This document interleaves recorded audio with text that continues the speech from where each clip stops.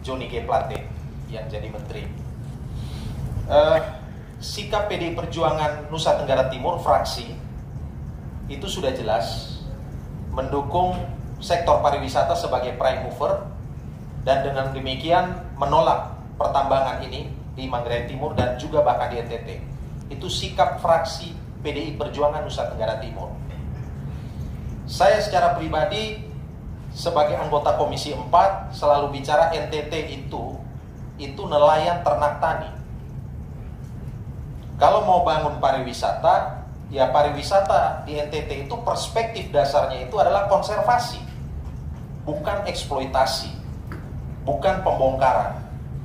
Dan pariwisata di Nusa Tenggara Timur harus dibangun di atas tadi yang saya katakan, nelayan ternak tani.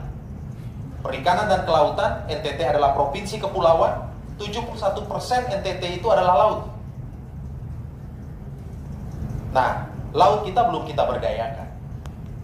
Ternak, NTT pernah punya masa lalu menjadi eksportir ternak bahkan sampai ke Cina, Hong Kong dan sebagainya.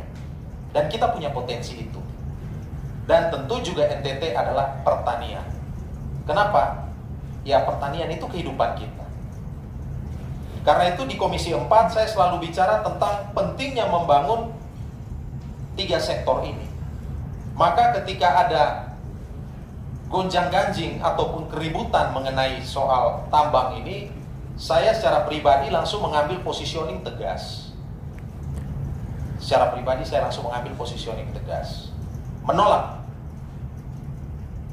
Yang berikut saya ingin katakan bahwa mayoritas kepala daerah kita itu tidak pernah peduli pada pembangunan dan pengembangan pertanian. Kenapa? Ya sulit. Kalau pertanian dan perkebunan hari ini menggeliat di banyak daerah, itu kerja masyarakat sendiri. Kerja komunitas, bukan kerja negara.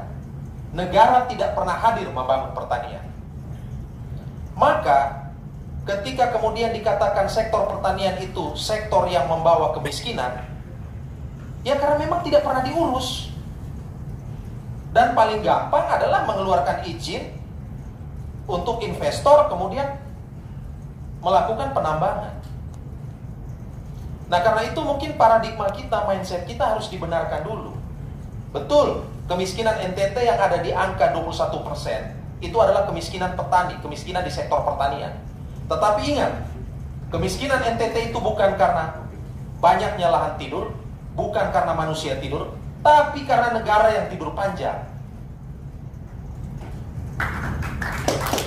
Karena tidak mampunya negara, kemudian dia lepas tangan dan kemudian mengeluarkan izin. Saya kira ini posisi yang harus kita kita tegaskan ya. Saya secara pribadi menegaskan itu. Yang kedua, pariwisata.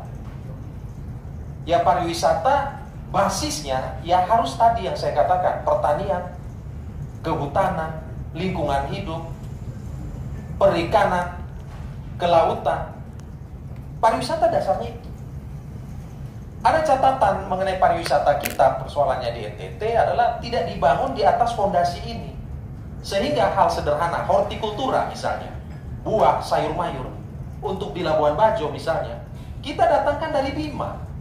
Kita datangkan dari provinsi di luar NTT. Kenapa? Ya karena kita tidak pernah berinvestasi membangun pertanian kita. Tidak pernah. Tidak pernah. Maka saya katakan, kalau kita, negara ini, pemerintah pusat serius mau memerangi kemiskinan di NTT, harusnya pemerintah pusat itu turun tangan memberikan dana yang besar untuk membangun pertanian. Kemarin Presiden Joko Widodo baru mengeluarkan Perpres nomor 63 tahun 2020 tentang 62 kabupaten tertinggal di Indonesia. Urutan pertama Papua, urutan kedua NTT. Di NTT itu ada 13 kabupaten dari 22 kabupaten yang tertinggal. Setelah saya periksa, kenapa tertinggal? Ya karena berdasarkan sejumlah indikator kemiskinan, IPM dan semuanya itu di bawah standar nasional. Lalu siapa yang miskin? Yang miskin di situ petani.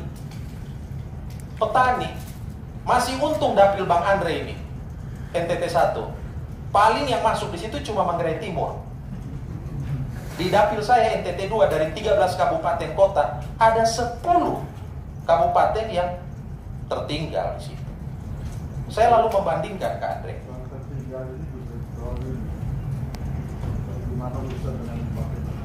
Ya, jadi ya saya kira di Flores masih agak untung, saya lihat ya, masih ada tanaman perkebunan, masih ada kopi, ada coklat, masih mendingan gitu loh. Tapi di Timor, waduh, mengerikan. Di Sumba pun juga seperti itu. Tetapi secara pribadi saya menyambut ini, dan saya sebelum bertemu dengan Bapak Ibu sekalian, saya juga di WA Group juga saya sudah terang-terangan lah menyampaikan sikap seperti ini. Karena ya kalau mau bicara NTT, masa depan NTT ada di yang saya katakan tadi, di Komisi 4. Nah, ya mungkin karena terkait dengan itu, saya usulkan mungkin suatu ketika perlu juga audiensi dengan Komisi 4. Ya, di Komisi 4 dari NTT itu ada saya, ada Pak Edward Tanu, dan ada Ibu Julie Laiskodat.